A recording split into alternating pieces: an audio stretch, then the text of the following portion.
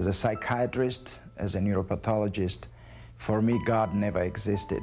I never believed in God. I never believed in Bible. I never thought about God or Bible or divinity. In 1976, I was 20 when I was already a doctor working in Georgia. I met a lady from Texas, and I tried to leave the country many times, but I didn't have such a help. This lady tried to help me, and I became in big trouble with KGB. Because my work, I worked on adenosine triphosphate, it's a neurotransmitter in our brain, and with the conjunction of oxytocin, I discovered several things, and I was a scientist, and KGB didn't want me to go, so that's why they decided to kill me. That's how I got into another dimension of my life. I was standing on the sidewalk, ready to depart to New York, waiting for a cab, when a car ran on the sidewalk and hit me. I flew 10 meters and I fell and then ran. The car runs over me. My friends and relatives took me to hospital, and the hospital staff, friends of mine, and 2 other professors declared me dead. They put me in morgue, in a freezer, and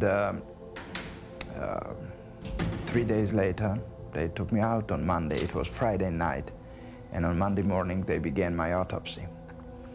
And these 3 days being out of my body, seeing everything what was happening around, seeing myself, my body, seeing my birth, my parents, my wife, my child, my friends.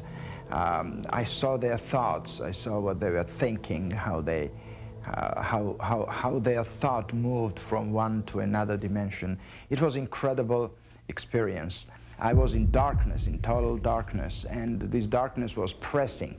This darkness existed not beyond, but existed within. What I want to say is that darkness was pressing, and I was in the middle of this sphere, and I didn't understand why and how this darkness existed. Where was I? And I understood I didn't have a body because I didn't feel it. But then I thought about light. I went through that little hall into light. But light was more powerful, more burning. I mean, you cannot compare it to anything. No word can explain it. And this light was so burning and going through flesh. But I didn't have a body. That was the most interesting part. And I was scared of that light. I thought, where is that hall to darkness? Go to shade, to save myself from this light. What is that light? I don't know. I mean, it can be called light of God. It can be called light of life.